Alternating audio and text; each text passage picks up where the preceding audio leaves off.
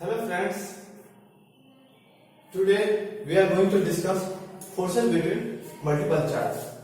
तो forces between multiple charge हम लोग ने ऑलरेडी कूलम्ब्स लॉ के बारे में डिस्कस कर लिया था हमारे फोर्थ लेक्चर में, आप जाकर देख सकते हैं डीके सर फिजिक्स क्लासेस पर फोर्थ नंबर लेक्चर इलेक्ट्रोस्टैटिक्स का, इसमें कूलम्ब्स लॉ के बारे में डिस्कस किया गया है। तो आज क्या करते हैं हम लोग,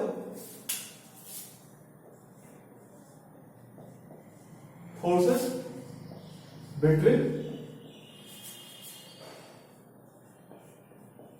मल्टीपल चार्जेस। अब क्या है forces between multiple charges. Charges मतलब आपको समझ में more than one. Already Coulomb's law में हमने बताया दो चार्ज बॉडी के बारे में, 2 पॉइंट चार्ज बॉडी के बारे में हम लोगों ने फोर्स कैलकुलेट किया था। यहां पर हम 3, 4 n number of charge body के बारे में हम लोग फोर्स कैलकुलेट कर सकते हैं। उसके लिए हम लोग एक कॉन्सेप्ट है principle of superposition. Principle of superposition को इंप्लीमेंट करेंगे। प्रिंसिपल ऑफ सुपरपोजिशन बोलता है क्या कि अगर किसी एक चार्ज बॉडी पर अनदर चार्ज बॉडी के द्वारा फोर्स एक्ट कर रहा है simultaneously at a one time, then we get by vector addition of the all forces to on that charge. ठीक है, तो हम लोग क्या बोलते हैं, प्रिंसिपल ऑफ सुपरपोजिशन एक कॉन्सेप्ट है।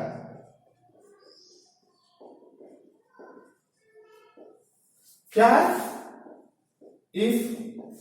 मान लीजिए if force acting on a charge bodies,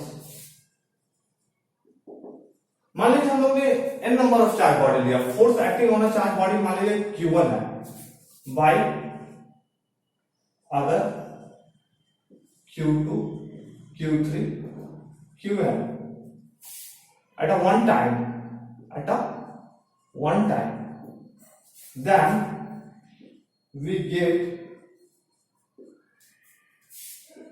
force on charge bodies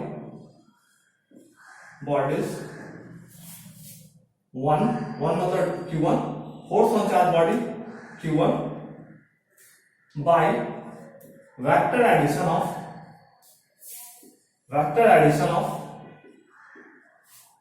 all the forces on the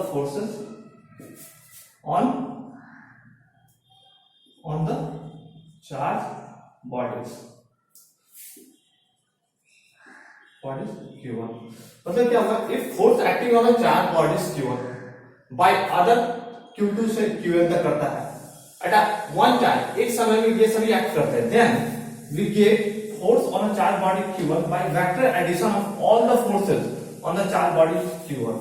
तो जितने भी जो Q2, Q3, Qn के द्वारा जो फोर्स जनरेट होंगे सभी को क्या करेंगे हम लोग, वेक्टर एडिशन कर देंगे। और वेक्टर एडिशन करने के बाद हम लोग Q1 पर कितना फोर्स एक्ट करता है वो हम लोग कैलकुलेट कर सकते हैं। जैसे मान लीजिए चार्ज बॉडी हम लोग Q1 यहां पर है, Q2 है, Q3 है, Q4 है, ऐसे ही है। ये हमारा ऑरिजिन है, ठीक है। तो ऑरिजिन से ये डिफाइन हो गया R2 वेक्टर, ऑलरेडी हम लोग ये हमारा R3 वेक्टर, ये हमारा मान लीजिए R4 वेक्टर, ठीक है, ये हमारा R1 वेक्टर। अब क्या होगा, क्लियर है? मैं एक सिंपल एक बता रहा हूं कि आखिर होगा क्या। मान लीजिए Q1 पर Q2 के द्वारा इस डायरेक्शन में फोर्स लगेगा, Q4 के द्वारा इस डायरेक्शन में लगेगा, Q3 के द्वारा इस डायरेक्शन में लगेगा। तो ऑल फोर्सेस यहां पर force on 1 due to 2, force on 1 due to 3, force on 1 due to 4। मान लीजिए ये सारे फोर्सेस एक्ट कर रहे हैं Q1 पर। अब क्या कर रहे हैं कि ये जो फोर्सेस है इस सभी को हम लोग वेक्टर एडिशन कर देंगे। तो वेक्टर एडिशन कर देंगे तो हम लोग इस पर जो जितना नेट रिजल्टेंट फोर्स लग रहा है हम लोग कैलकुलेट कर सकते हैं। सभी का वेक्टर के बारे में आप लोगों को ऑलरेडी पता होगा। ट्रायंगल लॉ ऑफ एडिशन लगाएंगे चाहे पैरेललोग्राम लॉ ऑफ एडिशन लगाएंगे, इससे हम लोग क्या कर सकते हैं, कैलकुलेट कर सकते हैं। तो यहाँ पर काफी कॉम्प्लेक्स सिस्टम है Q1 Q2 Q3 Q4। हम एक सिंपल एक छोटा सा एग्जांपल लेते हैं थ्री बॉडी सिस्टम का। किसका लेते हैं? थ्री बॉडी सिस्टम का। नोट डाउन कर लीजिए।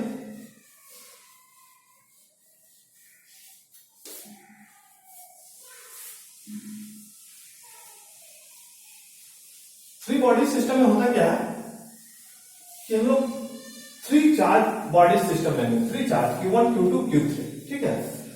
तो अब ये देखिए, ये ऑरिजिन है, ये Q1 है, ये हमारा Q2 है,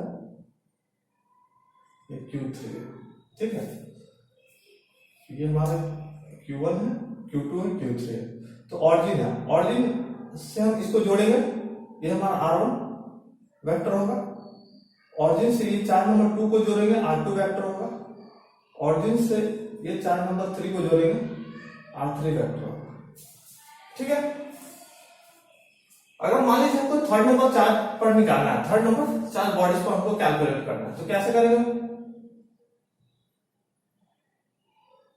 थर्ड नंबर चार्ज बॉडीज पर कैलकुलेट करना है तो सिंपल, इसको ऐसे करके ये फोर्स इधर रहेगा, इसके द्वारा फोर्स इधर रहेगा। अब इसको हम लोग क्या करते हैं, पैरेललोग्राम बना देते हैं। पैरेललोग्राम लगाने के बाद ये जो हमारा फोर्स जो है इस डायरेक्शन में एक्ट करेगा। Force on 3 due to 2, force on 3 due to 1, sorry, और फोर्स ऑन 3 ड्यू टू 2, ठीक है। फोर्स ऑन 3 ड्यू टू 2 इस डायरेक्शन में। ये नेट फोर्स जो है F3 जो है इस पर एक्ट किया। तो क्या करेंगे, सिंपल हम लोग एडिशन कर सकते हैं। यहां पर F31 आप लोग को पता है कि कैसे लिखते हैं, by Coulomb's law we know. ये क्या हो जाएगा हमारा R31 यूनिट वेक्टर इस डायरेक्शन में, और इसमें क्या हो जाएगा R32 यूनिट वेक्टर इस डायरेक्शन में। तो इसके थ्रू हम लोग कैलकुलेट कर सकते हैं। अगर मान लीजिए फोर्स चार्ज नंबर 3 बॉडीज पर निकालना है तो F3 मान लीजिए हम लिखते हैं, तो कैसे लिखेंगे, it is the sum of this and this, तो F31 vector plus F32 vector. F31 vector को हम लोग लिख सकते हैं 1/4 pi epsilon naught Q1 Q3 divided by R31 का स्क्वायर R31 क्या plus 1/4 pi epsilon not Q3 Q2 divided bye R32 का स्क्वायर R32 क्या। तो ये हम लोगों ने एक चार बॉडी था, जो थर्ड नंबर चार बॉडी था, हम लोग ने कैलकुलेट किया बाय फोर्स 2 और बाय 1, और उन लोगों को क्या किया, हम लोग ने वेक्टर एडिशन कर दिया। वेक्टर एडिशन से हम लोग ने एक एक्सप्रेशन पाया, that is this one, this gives the value of third number charge body, that is F3। It is clear? Note कर लीजिए। अब मैं यहां पर एक जनरलाइज कॉन्सेप्ट बताने जा रहा हूं। तो जनरलाइज कॉन्सेप्ट देखिए, ये आपने 3 लिया, ठीक है। ये 3 नंबर चार्ज बॉडी पर मान लीजिए हमको एक नंबर चार्ज बॉडी से हम लोग जनरलाइज कॉन्सेप्ट जनरली हम लोग डेवलप करते हैं 1 2 3 4। तो जनरली मान लीजिए हम लोग ने जो प्रीवियस एग्जांपल था उसी को थोड़ा बहुत फिर से देखते हैं। Q3 ये हमारा ऑरिजिन है, ऑरिजिन से ये वेक्टर R2 वेक्टर, ये जो है R3 वेक्टर, और ये जो है R1 वेक्टर। तो क्या है कि हम जनरलाइज कॉन्सेप्ट बताने जा रहे हैं। तो जनरलाइज कॉन्सेप्ट 1 2 3 4 ऐसे स्टार्ट होगा, सडन 3 से तो स्टार्ट होगा नहीं। तो इसलिए हम लोग जो है ये चार्ज नंबर 1 जो बॉडी, इस पर फोर्स कैलकुलेट करते हैं। तो इस पर फोर्स कैलकुलेट करेंगे तो क्या होगा, इसके द्वारा इस डायरेक्शन में फोर्स लगेगा, that is force on 1 due to 2, इस डायरेक्शन में फोर्स लगेगा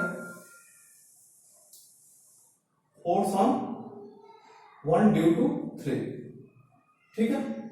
ये सारे वेक्टर क्वांटिटी। फिर क्या करते हैं हम लोग, इसको parallelogram law of addition, parallelogram जानते हैं ना, ये वेक्टर को हम लोग पैरेलली डिस्प्लेस कर सकते हैं। नेट रिजल्टेंट वेक्टर जो होगा वो मान लीजिए F1 है, ठीक है, ये सभी वेक्टर है। तो अब हम लोग कूलॉम्स लॉ से क्या जानते हैं, ये मान लीजिए इसी को हम लोग Q2 बॉडी है, Q1 बॉडी है, ठीक है, तो ये हमारा R1 है, ये R2 वेक्टर, तो ये हमारा कौन सा वेक्टर होगा, R12 यूनिट क्या, जो कि डायरेक्शन बताएगा किसका, R12 वेक्टर का, ठीक है, इस डायरेक्शन में ये जो वेक्टर होगा कौन सा वेक्टर होगा, R13 होगा ये वेक्टर, और इसको डायरेक्शन R13 यूनिट क्या इस डायरेक्शन में बताएगा, ठीक है। तो यूनिट वेक्टर का जो डायरेक्शन होता है अराउंड द वेक्टर होता है, जो ये वेक्टर है R12 उसी के डायरेक्शन में होगा, ये R13 जो वेक्टर है उसी के डायरेक्शन में हमारा यूनिट वेक्टर का डायरेक्शन होगा, क्लियर है। तो जो हमारा कूलॉम्स लॉ था R2 ये R1 ये हमारा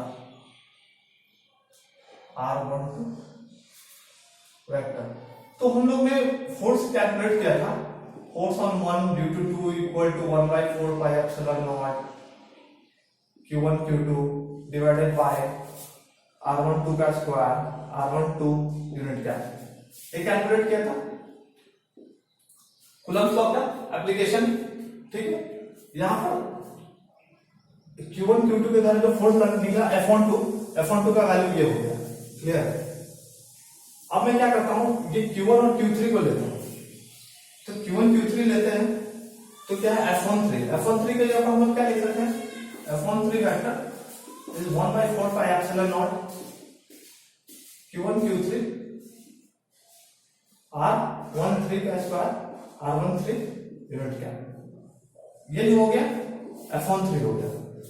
अब क्या होगा कि हमको F1 निकालना है, तो F1 वेक्टर है nothing but F12 vector plus F13 vector, इस दोनों को सम कर देंगे, इस दोनों को सम करेंगे तो F12 वेक्टर का वैल्यू क्या है 1/4 pi epsilon naught Q1 Q2 divided by R12 इस तरह से plus 1/4 pi epsilon naught Q1 Q3 R13 का स्क्वायर R13 क्या, ये देखिए F1 पर जो फोर्स लगेगा ये चार्ज बॉडी Q3 और ये चार्ज बॉडी Q3 और Q2 के द्वारा जो फोर्स लगेगा Q1 पर F1 का वैल्यू दिया है। अगर हम बात करते हैं कि ऐसे n नंबर ऑफ चार्ज रहते हैं, तो क्या होता है, n नंबर ऑफ चार्ज रहते हैं तो उसका एक जनरलाइज फॉर्म होता है, जनरलाइज फॉर्म क्या करते हैं, कैसे लिखते हैं, तो देखिए जनरलाइज नंबर ऑफ फॉर्म जिस पर निकालना रहता है, मान लीजिए हमको वो 1 नंबर ऑफ चार्ज पर अदर के द्वारा निकालना है, तो summation of 1/4 pi epsilon naught Q1 1 तो रहता है, यहां पर n कर देते हैं, n नंबर चार्ज मतलब कि 2 3 4 5 6 ऐसे बढ़ता चला जाता है, ठीक है। तो और Q1 तो रहेगा, Q1 तो यहां पर रहेगा, तो हमको Q2 Q3 की, तो यहां पर QI कर देते हैं, ठीक है, QI कर देते हैं डिवाइडेड बाय क्या कर देते हैं R1I कर देते हैं, उसका स्क्वायर यहां पर कर देते हैं R1I कर देते हैं, ये क्या हो गया। और हम लोग यहां पर देखिए I इक्वल टू कहां से शुरू होगा, I इक्वल टू 2 फर्स्ट पर निकालना है, तो I इक्वल टू 2 रखेंगे, तो यहां पर क्या होगा R12 का स्क्वायर R1, फिर I इक्वल टू 3 रखेंगे, तो I इक्वल टू 3 रखेंगे तो क्या होगा R13, फिर I इक्वल टू 4 रखेंगे तो R14, यहां पर Q1 जो है रेस्पेक्टिव, हमने जो फोर्स कैलकुलेट किया फोर्स ऑन चार्ज बॉडीज 1 पर, ठीक है, I इक्वल टू 2 n कर देते हैं, ठीक है। ये हमारा क्या हो गया जनरलाइज फॉर्म हो गया, आप कैलकुलेट कर सकते हैं, फोर्स को वैल्यू। It is clear. तो यहां पर हम लोग क्या हुआ कि ये जो वेक्टर है r12 यूनिट वेक्टर, तो इसको हम लोग जनरलाइज फॉर्म में आई से रिप्रेजेंट करते हैं। आई मतलब कि 2 to n। हम लोग ने फोर्स निकाला है, फोर्स ऑन चार्ज बॉडीज 1 पर की बात कर रहा है, ठीक है। Force on charge bodies 1 due to n number of charge. तो n नंबर ऑफ चार्ज के लिए हम लोग कैसे कैलकुलेट करेंगे, क्लियर है। सभी का वेक्टर एडिशन कर लेंगे, note down.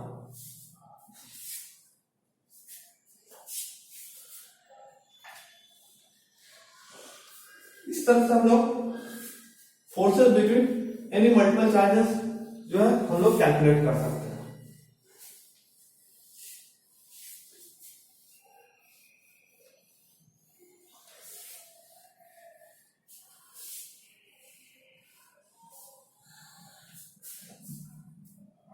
Thank you for watching.